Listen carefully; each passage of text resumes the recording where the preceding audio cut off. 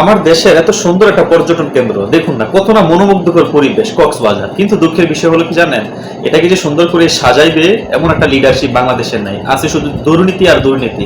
যখন যে ক্ষমতায় যাবে এই কক্সবাজার নিয়ে তার টাস্তানা হয়ে যায়, সেখানে মাদক সেবন, নারী পাচার হয়, এরকম আমরা কিছু সময় ভিডিওতে দেখছি।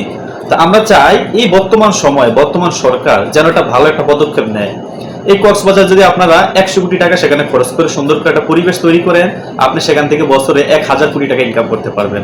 এই কক্সবাজার যদি আজকে থাইল্যান্ডে হতো অথবা সিঙ্গাপুরে হতো, তারা এটাকে এত সুন্দর একটা পর্যটন কেন্দ্র তৈরি করে বিশ্বের নানান দেশের মানুষ সেখানে যেত। সুন্দর একটা পরিবেশ যদি আপনিও গঠন করেন, আপনার দেশও কিন্তু আসবে। আমরা বিগত সময় দেখেছি কক্সবাজার সমুদ্র সৈকতের পাশে গরু বাইদা রাখছে, গরু সেখানে মানে রাখছে, গরুর একটা ঘর এরকম দেখতে পাইছি, সোশ্যাল মিডিয়া পরে সেটা প্রকাশ করছে। কিছু কিছু সময় দেখি যে টোকাই, আপনার টোকাই রাখেন, আপনার টুরিস্ট পুলিশ যেরকম রাখেন সরকারি ভাবে, সেখানে আপনি টোকাই রাখেন, সেটা সরকারি, মানে তাদেরকে টোকাই বলা যাবে না, তারা সেখানে পরিষ্কার পরিচ্ছন্ন করবে।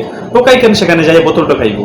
তারপরে আমরা কিছুদিন আগে দেখলাম যে তুরস্ক থেকে দম্পতি আসছে, এই ছিনতাইকারীরা তাদের মানিব্যাগ, পাসপোর্ট সমস্ত কিছু নিয়ে গেছে, পরে 24 ঘন্টার মধ্যে তারা উদ্ধার করছে। এরকম পরিবেশ যদি আপনি তৈরি করেন, পরবর্তী সময়তে টুরিস্ট বাংলাদেশে আসবে না। এই যে এত সুন্দর একটা পরিবেশ, কিন্তু আপনাদের দুঃখের বিষয় হলো এটাকে এখনো পর্যন্ত ভালো একটা পরিবেশ আপনারা দিতে পারেন না এই পর্যটন কেন্দ্রকে।